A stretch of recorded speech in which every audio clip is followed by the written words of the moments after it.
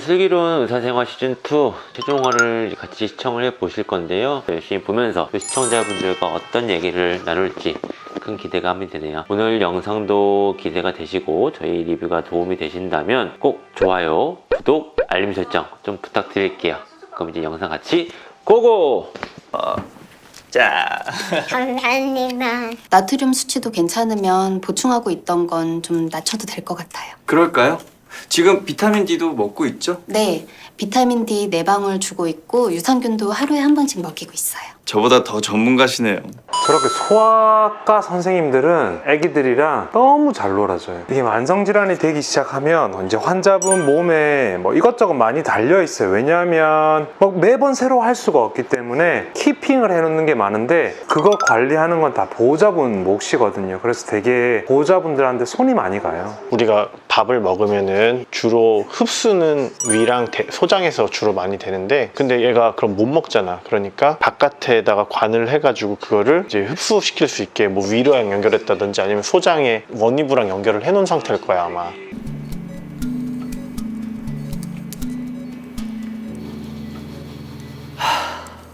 떨지도 않고 한 번에 잘 물었어.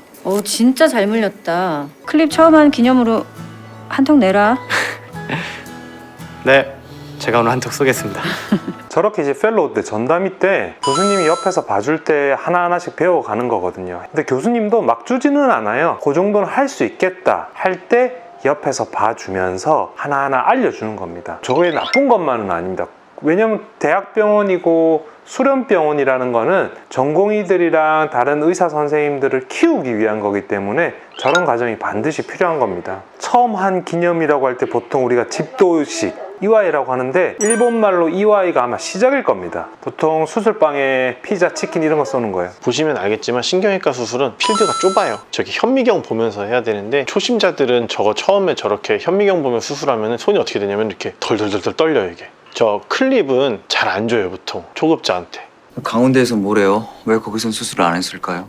대동맥 판막 역류가 심하지 않다고 본 모양이야. 수술을 권하긴 했는데 아무래도 당장은 부담스러워서 우선은 약을 쓰고 있었대. 이번에 수술하면 승모 판막에 대동맥 판막, 대동맥 근부까지 다 손봐야 되지 않겠어? 한 환자가 딱 한 과가 아니라 여러 과를 이렇게 물고 있는 문제들이 있어요. 그러면 어떤 게 가장 좋은 방법일지 관련된 과 선생님들이 와서 이렇게 미팅, 이제 환자에 대한 의논을 하는 거예요. 그래서 가장 좋은 치료법을 만들기 위한, 선택하기 위한 회의를 하는 거죠. 하이퍼스콜리오시스라는 말은 이게 우리가 척추가 아무튼 J커브가 있는데 측만증 옆으로 막 꺾인 거, 전만증, 후만증이 있는데 그런 게 같이 오는 사람들이 있거든요. 그러면 바로 눕기가 힘들죠. 척추가 변형이 와 있으니까. 보통 저렇게 이제 컨퍼런스를 할 때는 제일 많이 모이는 과들이 이제 외과 계열 한 과, 내과 계열 한 과, 그다음에 이제 영상의학과나 뭐 병리과 이런 식으로 해가지고 서로 다른 치료를 할 수 있는 그런 과들, 그리고 진단을 할 수 있는 과들이 모여서 환자한테 최적의 그런 치료가 뭔지 얘기도 나누고, 그 다음에 혹시 최신화되어 있는 논문이라든지 그런 치료법이 있으면 그런 거에 대해 공유를 하는 자리예요. 인터스티널 트랜스플란테이션? 네. 그거 우리나라에서도 하나요?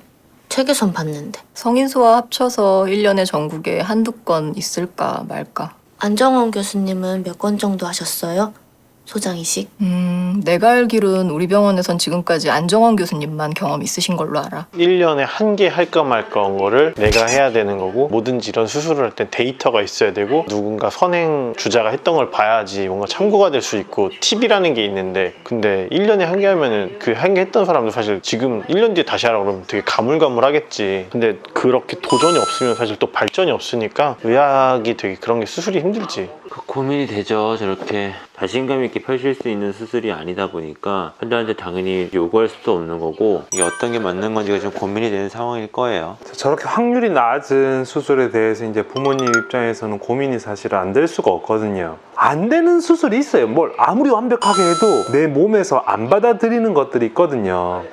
그러다 보면 사실 부모 입장에서는 고민할 수밖에 없죠. 일부러 저렇게 이렇게 하고 있는 게 아니라 쟤는 선천적으로 척추가 이렇게 휘어져 있기 때문에 어쩔 수 없이 저러는 거예요. 그러니까 모든 장기들이 제대로 클 수가 없는 거예요. 척추가 경추, 흉추, 요추 이런 식으로 휘어져야 되는데 그게 커브가 잘못된 거예요. 아무리 의학 기술이 발전을 해도 결국은 이제 발전한다는 게 우리 몸에서 병원에서 쓸 수 없거나 부족한 것들, 이제 인공적인 물질을 대체하는 기술들이나 그런 작업들인데 아직까지는 뭐 정복을 하지 못했다고 보는 게 우리 몸 그대로의 것을 사용하는 것보다 좋을 수는 없거든요. 염증이든 감이 발생했을 때 내게 아닌 것들이 있을 때랑 내 것들로만 있을 때는 싸워내고 이겨내는 능력의 차이가 있기 때문에 점점 이제 의학기술이 발전해 나가면서 이제 많이 치환되고 바뀔 수는 있겠지만 아직은 완벽히는 정복하지 못한 세계인 것 같아요. 저렇게 아침에 회진 돌 때 내 입원 환자 말고 또 챙긴 환자가 있어. 협진 환자. 회진 돌 때 꼭 협진 환자들을 챙겨야지 다른 과에서도 하루 종일 그거 관련된 일을 해줄 수가 있으니까 보통 내과가 협진이 제일 많이 들어. 보통은 내과 중에 어떤 파트는 입원 환자는 없는데 협진 환자만 막 하루에 막 10명씩 와가지고 특히 감염내과 이런 과들 모든 병원의 감염 환자들을 다 관리를 해야 되기 때문에 일반적으로 자기 입원 환자보다 다른 과 환자들이 훨씬 많습니다. CT 보내 얼른. 네.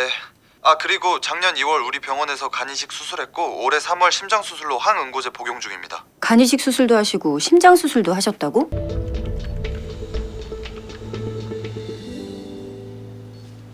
이제 와파린이라는 약을 먹고 있잖아. 그러면 피가 잘 안 멈추거든. 우리 몸은 하여튼 항상 출혈이 일어나려는 경향이라 그거를 막으려고 지혈하려는 경향이 항상 일정한데 와파린은 어쨌든 간에 지혈하려는 경향을 좀 완화시켜주는 그런 작용을 하거든. 안 그러면 피떡이 생겨버리면은 이식한 데들이 다 망가질 수가 있어가지고 그래가지고 이제 와파린을 계속 복용을 하면서 좀 그쪽으로 더 많이 유지를 하는데 그러면은 이제 나이 드신 분들은 오히려 출혈이 머리 쪽에 생겨버릴 수가 있어. 약한 데서. 그런데 환자분은 안타깝게도 출혈량이 많아서 뇌실이라는 곳까지 출혈이 생겼고 응급으로 뇌실에 있는 피를 빼주는 수술을 하기는 했는데 처음에 출혈량이 워낙 많았고 또 환자분이 항응고제까지 드시고 계셔서 피가 안 멈추는 상태입니다. 그러니까 우리가 머리에 출혈이 생겼을 때 출혈량이 중요한 경우도 있고 그 다음에 출혈의 위치가 중요한 경우도 있는데 그러니까 가장 중요한 의식이라든지 심장박동이라든지 이런 것들을 조절해주는 중추에 생겨가지고 그런 것들이 기능이 떨어지기 때문에 환자가 설령 잘 회복이 되더라도 의식 같은 게 이제 돌아오기 힘들고 식물인간 상태가 될 가능성이 매우 높고 항응고제를 먹으면은 지혈 자체가 잘 되지가 않기 때문에 피가 어쨌든 한 번 나더라도 좀 멈춰줘야 되는데 멈추질 못하니까 자꾸 밖으로 이렇게 피를 관을 통해서 빼줘도 자꾸 안에서 나니까 계속 상태가 안 좋아지는 거예요. 뇌압이 조절이 안 돼가지고.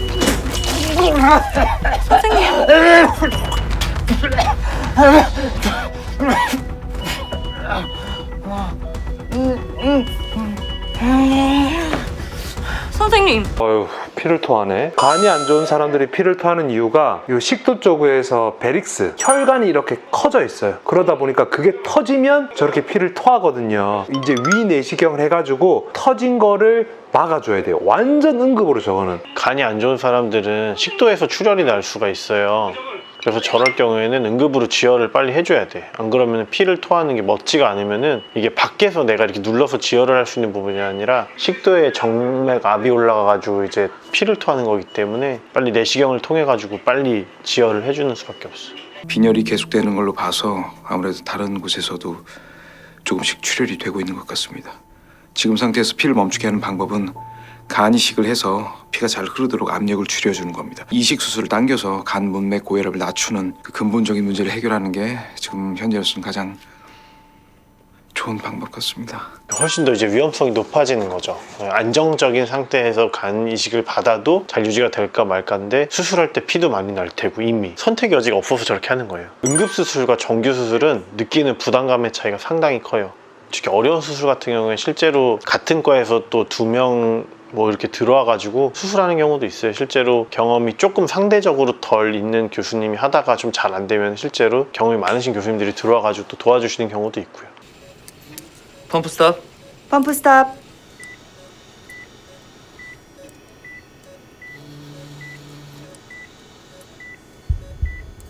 마취과 선생님, 석션 한번 해주세요. 네.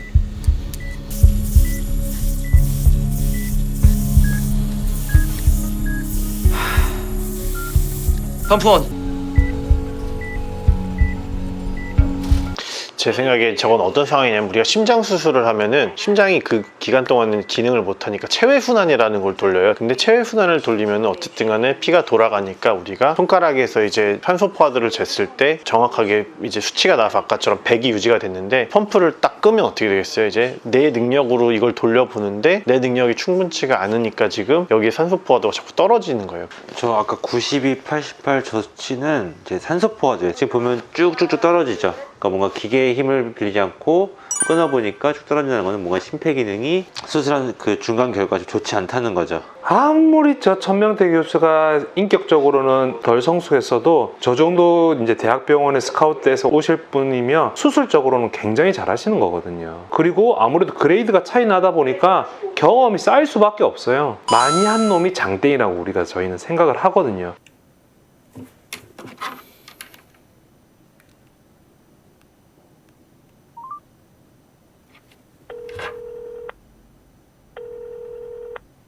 네, 교수님.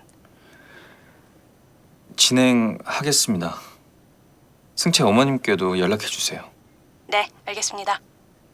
이 왕 교수도 지금까지 수술을 3번 해서 한 번밖에 성공을 못 시킨 수술이잖아요. 사실 그런 거에 대한 부담도 당연히 있을 거고, 그 환자가 원한다고 혹은 그 환자를 위해 이걸 하는 게 과연 그 환자에게 더 도움이 베네핏이 되는 게 맞는지 그걸 이제 고민하고 지금 이제 결정을 해야 될 시기가 온 거죠. 결국 의사들은 자기가 안 해본 것들을 한 번 더 해봐야 돼요. 어쨌든 의사도 안 해본 걸 더 해보고 많이 해봐야 그 수술이든 그거에 대한 더 숙련도 따로 높아질 거고, 그 의학기술이랑 더 발전을 할 거고. 저렇게 확신이 없는 수술을 한다든지 그리고 자신이 뭔가 경험이 부족한 수술을 할 때는 대부분의 많은 선생님들도 유튜브를 찾아보고 인터넷을 찾아보고 논문을 찾아보고 비디오를 보고 자기보다 먼저 앞서갔던 사람들의 수술을 영상을 보면서 이 이미지 트레이닝을 계속 하는 거예요. 이미지 트레이닝을. 교수님 BP 떨어집니다. 라지볼드 클램프.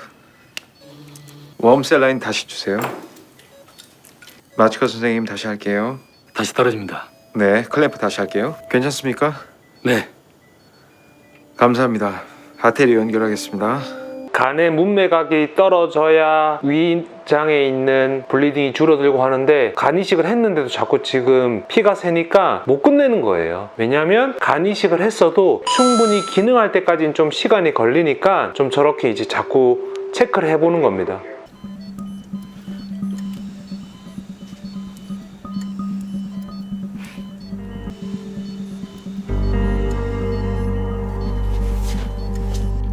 교수님, 장종길 환자 퓨필 풀로 열렸고 셀프 레스피레이션 전혀 없어졌고 모터 올 제로로 코마 상태인 것 같습니다. 그런 얘기를 많이 해요. 이제 뇌출혈 환자의 일주일은 일반 사람들이 하루라고 생각을 저희가 보통 하거든요. 뇌출혈 환자는 일주일이 있어야지 차도가 있는 것 같은 느낌. 그래서 하루하루 차도가 달라지는 걸 기대하면 안 되고 일주일마다 좀 나아지는 게 있는지를 보통 보라고 말씀을 드렸어요. 모든 수술이 다 잘 될 수 없고 모든 환자를 다 살릴 수 없는 게 또 의사의 숙명인 것 같아요. 이제 옳고 그름을 떠나가지고 한 가지는 정답인 게 최선을 다했으면은 그 다음에는 사실 의사도 방법이 없어요. 어쨌든 간에 사람이 하는 거기 때문에 모든 사람을 다 살릴 수는 없어요. 의사들은 그런 거죠. 내가 잘못한 건 없지만 그래서 환자가 좋아지고 또 어떤 방면에는 어떤 한 번은 안 좋아지고 이러면 거기에 따라서 기분이 좀 막 달라질 수밖에 없어요. 자주 보던 환자나 이렇게 연관된 사람들이 많은 환자들은 이렇게, 그러니까 완전 다 내 환자지만 방 벽 하나 두고 여긴 너무 행복하고 여긴 너무 슬프고 양가 감정이 들 수밖에 없죠.